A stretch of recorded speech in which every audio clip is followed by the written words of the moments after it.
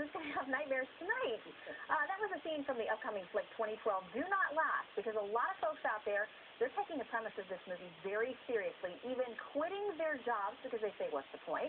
Even one Home Depot employee has set up a website for must-have survival tools, all because folks believe the end of the world is going to come beginning in December, 3 years from now. The starting point for all of this is an ancient Mayan calendar.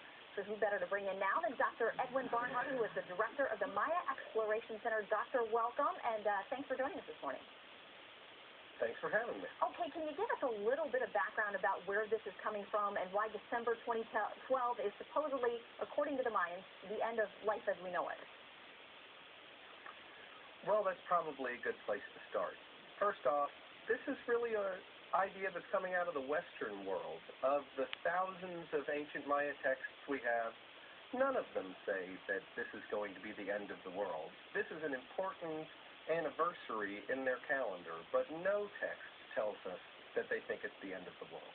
Well, I started Googling and trying to find out about this, and there are a lot of people who have very in-depth websites about linking 26,000-year cycle of this to that and where the Mayan calendar ends, and do we kind of fall off the end of the edge of the universe when we hit 2012?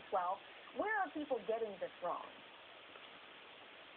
Well, 26,000 years is the time that it takes for the stars to precess a full circle of 360 degrees. 1 degree for every 72 years. It's the backdrop of the stars moving as our Earth wobbles and looks out into space. So this one increment of the calendar, if we have it right, is 5,126 years, which is roughly 1/5 of that cycle. So people think that the Maya are predicting the precession of the equinoxes. Now, what that has to do with the end of the world, I'm not sure. All right, well, it's interesting to note that NASA says in 2012 we could have increased solar flares and sunspots and things that could mess up satellites and some electronics.